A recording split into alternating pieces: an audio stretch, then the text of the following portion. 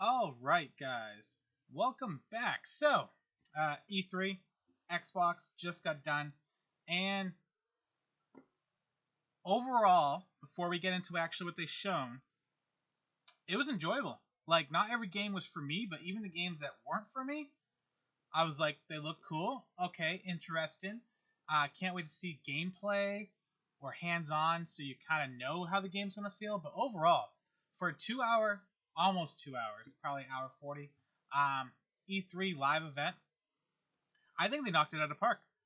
There was a few things I would hope they would show that would have made it like over the top, but overall, I think it had something for everyone. Tons of developers to show their games because they own so many now. Um, overall, it was great. So I have nothing to complain about. Yeah, do I wish that maybe they showed a little bit more about this or that? Yeah, of course. There's always something that you wish they'd show more about, but I'm not walking away like EA and being like, yeah, yeah, that's what they expect. But I think because it's a console E3, like console manufacturer, there's just so many games and um, studios that they own to pull from that there's a couple things you're gonna like and there's a couple things you're like, oh, I didn't even think about that game anymore. So yeah, that was awesome. So let's get first things up. So I'm using their Twitter page to kind of keep track of everything that they showed because it was a pretty long video. So yeah. So first up, um, Outer World. I really like this. It was. It kind of reminded me of Borderlands almost. I've heard of this game a little bit, but that's about it. The minute the title came up, I'm like, oh, so that's what Outer World was. But overall, I was like, all right, it looks interesting. Kind of reminds me of Borderlands. I really like Borderlands. Uh, I don't mean it needs to be like Borderlands, but it just had that feel to me where I was like, I could sit down and enjoy playing that game. I feel like the style of gameplay would be fun. The visuals look interesting, so stuff like that. Not necessarily like Borderlands in the sense of like shooting style loot and everything, but just when I see Borderland games after I played the first one, I'm like, I just like the world it's in, everything how it looks. So yeah, I was happy to see that. So next up, this one wasn't really like, I don't know. This one was okay. Bleeding Edge, um, four versus four. I'm not that good at online play, so that's probably why it's not like the biggest thing for me. I don't mind playing competitively online. Uh, I don't usually win very often, so it is what it is. But I was like, all right, Bleeding Edge, not too big on my scale.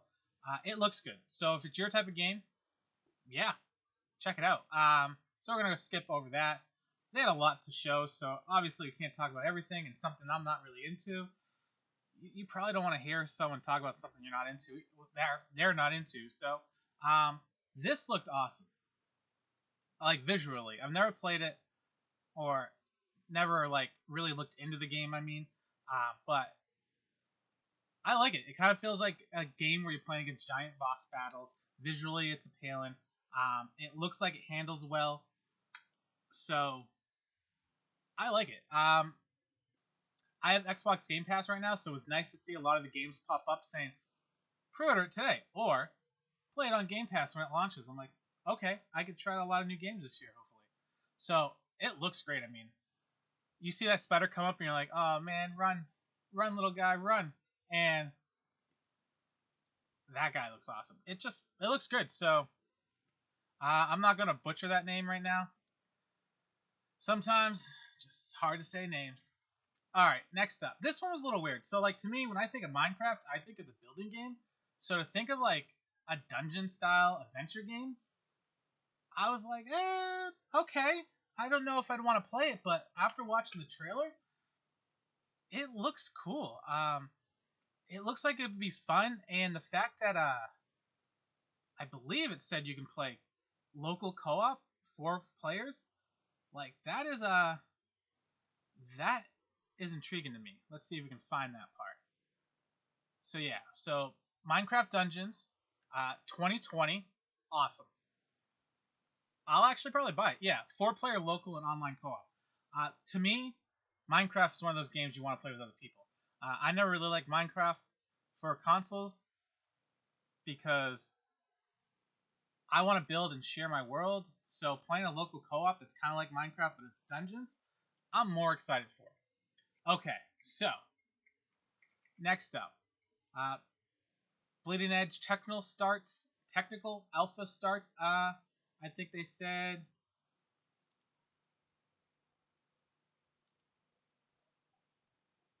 I don't know when they said it.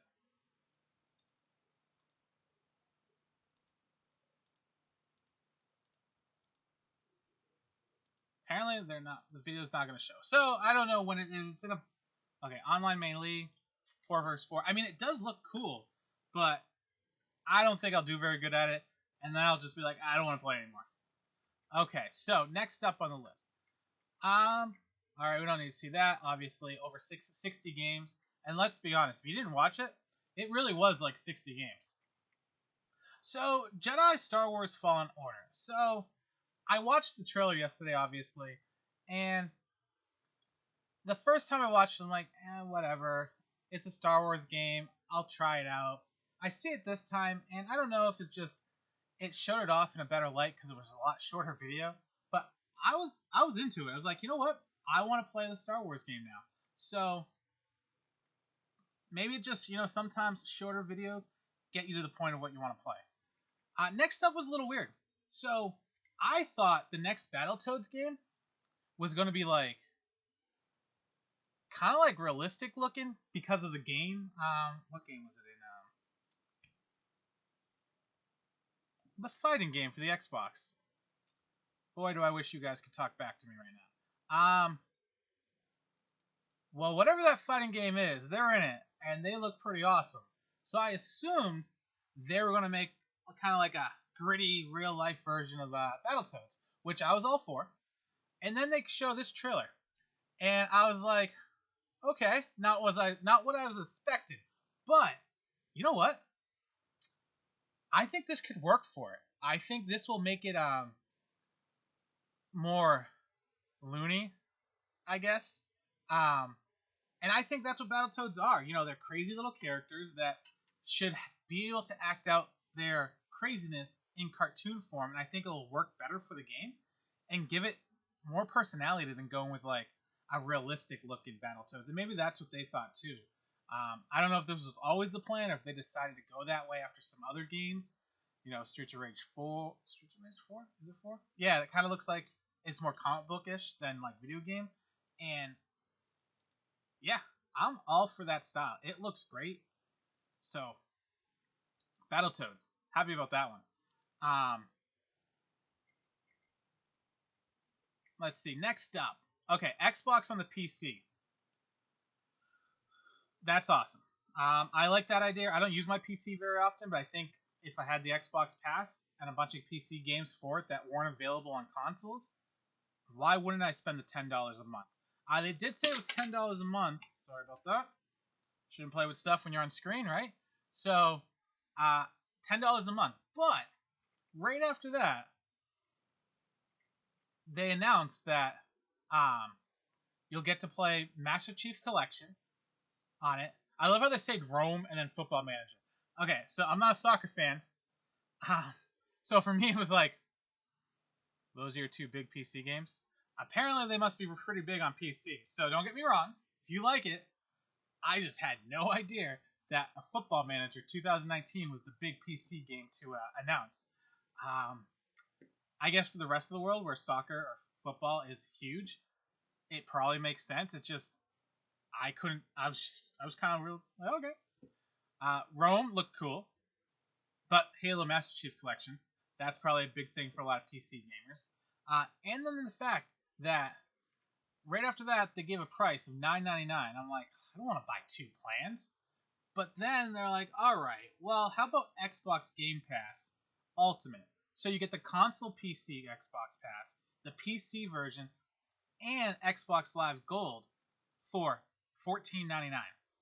I was like, all right, that is a good deal. It's not the best deal you can have, but for the ease of just saying, all right, sign me up, it is a good deal. So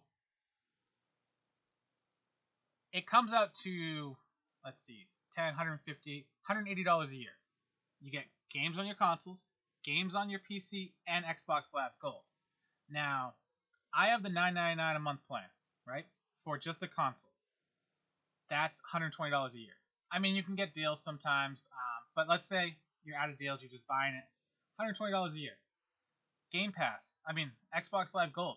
I usually wait for a sale and I stock up, so it's $40 a year for me usually. So it's $160. So it is $20 more expensive than what I normally would pay. But if you're not finding that deal, $60 a year, $120, $180. Plus you get the games, Xbox Game Pass on PC. So yeah, that's an awesome deal. That's priced right at it. Instead of buying both things for $20 plus getting gold, or I was thinking they were going to do $14.99 a month for both Xbox and PC, but they threw in gold with it. So awesome. Good for them for not trying to price gouge.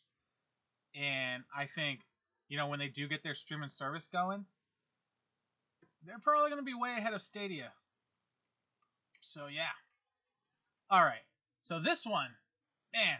So I'm sitting there watching it, and I'm like, okay, this has to be a simulator of some sort, because boy, did it just look beautiful. At first, I'm like, is this a game, or is this just a promotional video for something? It just looked awesome. So it ended up being Microsoft Flight Simulator, and whew, I know usually racing games and games like these tend to always look really good because of just what the games entails and everything, but it still looks phenomenal. And if you're into flying planes, this will make it feel like you're there. Too bad, I really hope they announce a VR set for their next console, because imagine playing this, or I guess for your computer too, but imagine playing this in VR. That would, looking down, looking all over the place, that would be awesome. Whew, that is an amazing thing. I can't complain, right? All right, next up. Whoop, hold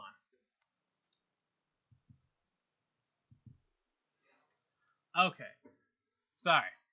Sometimes my camera freezes on me if it doesn't get played with enough times.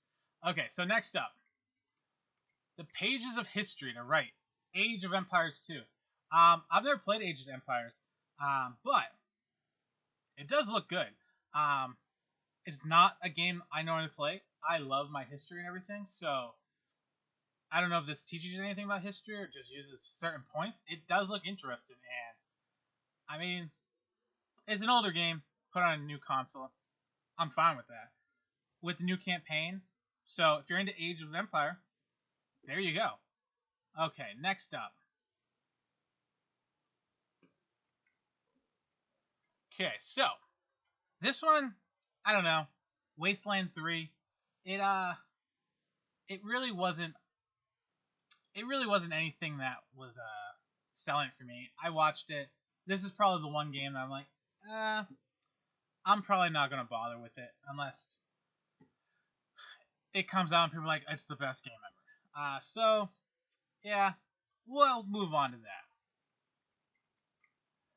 And they announced that now they also own Double Fine Productions. So who don't they own at this point? Which basically means that now they have Psychonauts 2, which looked good. I really liked it. I've never played the first one, but it really reminded me of Nightmare on Elm Street or Corpse Bride. So it was like, it could be a good game to play on Halloween. It kind of has that Halloween look. So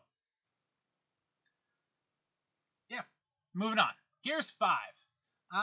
So I like playing Gears games years ago. I haven't played in probably 6 years, but they're always fun to go through the story mode real quick, end it, and done. Not really into the multiplayer, but it does look fun. It looks good. So if you're into Gears, check it out. I'm not going to talk about it too much because I more just play for the story real quick and finish the game and I'm done. I never go back. I did like how they had a Gears like escape room type game, 3-player co-op, and you're trying to escape an area. It kind of reminded me of just like one of those escape rooms from video games. So it'd be interesting to see if that's actually fun to play. Horde mode back in the day was okay. It wasn't nothing, to write home about, but it is what it is. If you like it, check it out. Okay, so the favorite thing for me was this part right here. So apparently you get a character pack from Terminator Dark Fate, and I'm like, I still love the first 2 Terminator movies. We won't talk about any other ones. They're good in their own right, in their own way, sometimes. 3 wasn't a bad continuation, but it could have been way better. But I was like, all right, Terminator, you sold me. You had to do it. So yeah, Terminator. Okay, so this was really awesome and not awesome because my wallet doesn't like it, but my hands like it. So a new series of Xbox Elite wireless controllers, and boy, can you basically do anything with the controller. Tighten up the controls, buttons on the back, change the way the joystick feels, personal settings, even make the triggers like have their own feel to them so they shoot differently. They say it's available for pre-order now. I don't know how much it is. I would imagine it's at least $150 like the old one.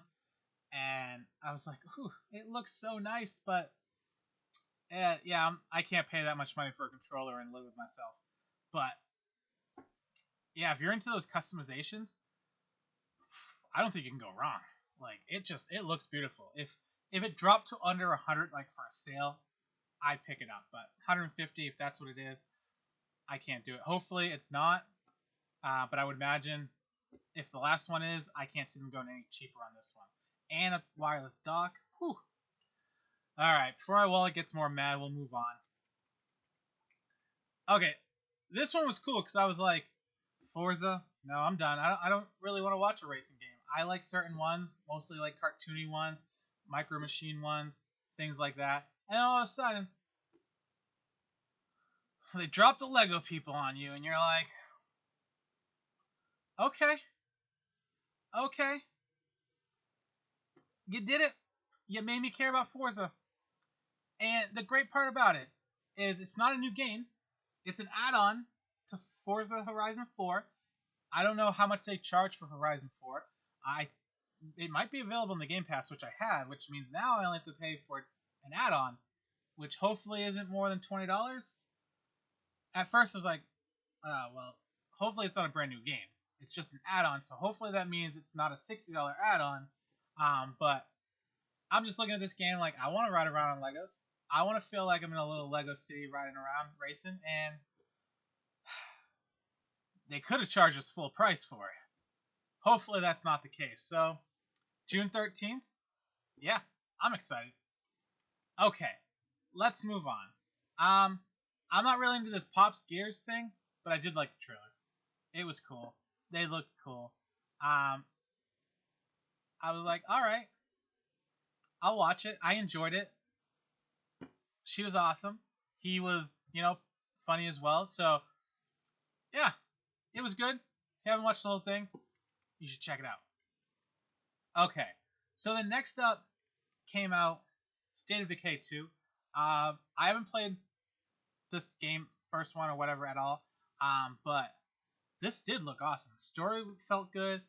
It felt like more than just a regular zombie style movie, a game or post-apocalyptic where there's crazy creatures around. It really felt like there was a cool story to play. So I definitely want to check that one out more and put that on my chalkboard back here about games I want to remember. Yes, I guess it's not a chalkboard, but I do write them down so I always see them to keep track of them. Otherwise, I'd forget every single game I want to play by the time it actually comes out. So next up, they had a car made of Legos, which was awesome. We're not going to talk about that any more than that. This one was a little weird. So they're partnered with Smilegate to bring Crossfire to the consoles for the first time ever. And I don't know anything about the game, so we'll get that out of the way. But for me, someone that's never played it, it just looked like another shooting game. So I watched it and I was like, okay, can we move on? Um, is it a good game that's better than any other shooter style game that we already have on consoles? Is it really worth put on your shelf if you already play other shooting games? I don't know. If you guys like it and it's better than what we have on consoles, then let me know. Okay. So yeah, so here it is. It didn't really, I don't know. It didn't really feel like anything special. It wasn't like, wow, I'm so happy that new game that I've never seen before is on this console. Now this was my favorite. One of my favorite parts. Borderlands 3. I love Borderlands. I love Claptrap. And they came out, showed a great little trailer, and I was like, I can't wait. September 13th. So it was awesome. The other thing too is there's a bonus add-on for Borderlands 2 to get you up to the story on Borderlands 3, and it's free as long as you have the Handsome Jack collection, I think it was. And the Handsome Jack collection is now on Xbox Game Pass, I believe they said. So does that mean you're free to play now? I don't know. I'm gonna have to look more into that. Don't quote me on it, but I think that's what I saw in the trailer. At that point, so much stuff was going on, I was losing track. So hopefully that's the case. Now here's the weird part. So they talked about their streaming, and you can stream it from your own personal console server. You can stream it on your Xbox One library, including your Game Pass, for free. So I'm not really sure what their plan is yet. So it sounds like you can play your games wherever you are. Yeah. I felt like they could have gave some more information. So console streaming from your Xbox One, you'll be able to stream Xbox One into your own personal console server. So yeah. Does that mean like if you're on a computer away from your house, you can turn your console into a server and it'll stream the game to that computer? I don't know. They made it sound like it was cool. So apparently I'm blanking on that. I'll have to look more, and that'll probably be its own video because obviously that's a big new addition to Xbox, almost like its own console, and Google Stadia is probably its competition. So we'll just go over that instead of speculating here. Okay, so next up, they did announce their new console, Project Scarlet, coming out next year, holiday 2020. They said the CPU based on power performance was about 4 times the power of the Xbox One X. Okay, they talked about SSD. It's, AMD graphics card or CPU made by in conjunction with AMD. The fact that they'll have hardware ray tracing, really fast SSD, DDR RAM 6. It basically sounded like the PlayStation 5 video from the other day. Which at this point it's 2 computers. It is what it is. This was kind of disappointing. It was cool that they told us when it was coming out. It was cool to kind of give us a look at like what was powering it, but they didn't give us any numbers. They didn't give us any look at what the box is going to look like, which I guess E3 next year is where you're going to show that, and might as well hold everything underneath the basket for that.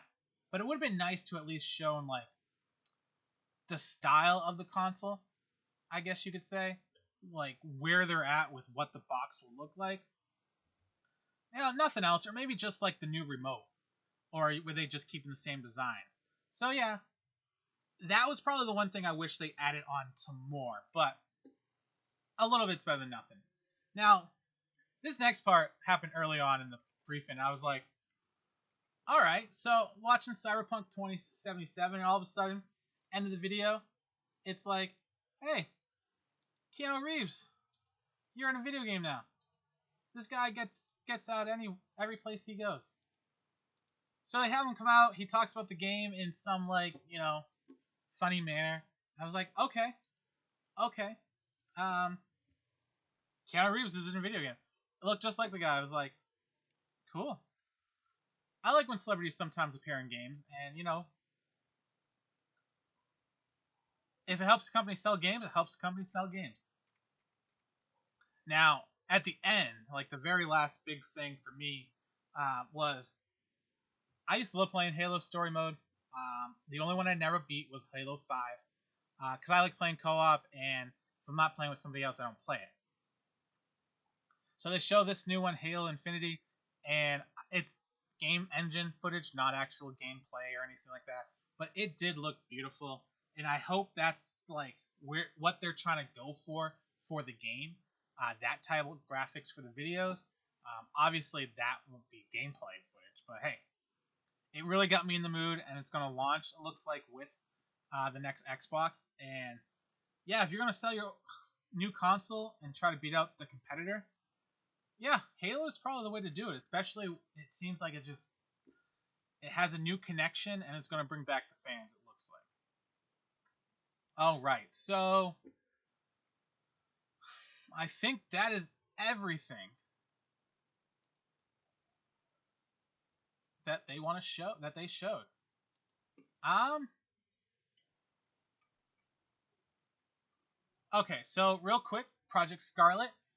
They're going for native 4K at 60 frames up to 120 frames. Now, does that mean that comma mean up to 120 frames non 4K? Next gen SSD equals 40K faster than current consoles. Hardware accelerated ray tracing. Games, accessories, career comes with you. And 8K capability. I would imagine 8K is probably when you're playing games that aren't running at 60 frames, that don't need it, or maybe at certain spots it can dip up to 8 for distance. I mean, who knows? Oh, yeah, Project Halo 2020 launching with Holiday 2020 launching with Halo Infinity. So, yeah, so that's the E3. Nothing else really stuck out. The stuff that they showed on their Twitter is pretty much everything. So yeah, overall, I liked it. I couldn't complain. I kind of wish, they would announce like some more partnerships with Nintendo, but if that's happened, it's probably on Nintendo's E3. So yeah, we'll call that a video, guys. Did you watch E3 or Xbox E3, and did you like it? Overall, I think it had something for everyone, and pretty much the stuff that wasn't for you, most of it was still kind of interesting to see and watch and see the new games. So yeah, we'll call it a night, guys. Keep on gaming. Let me know what was your favorite game that showed up, and are you ready for the Nintendo one in a couple days? And what else do you hope gets shown that hasn't been shown for anything yet? All right, everybody. Good night. Keep on gaming. Subscribe, bell, like, share if you enjoyed it, and have a good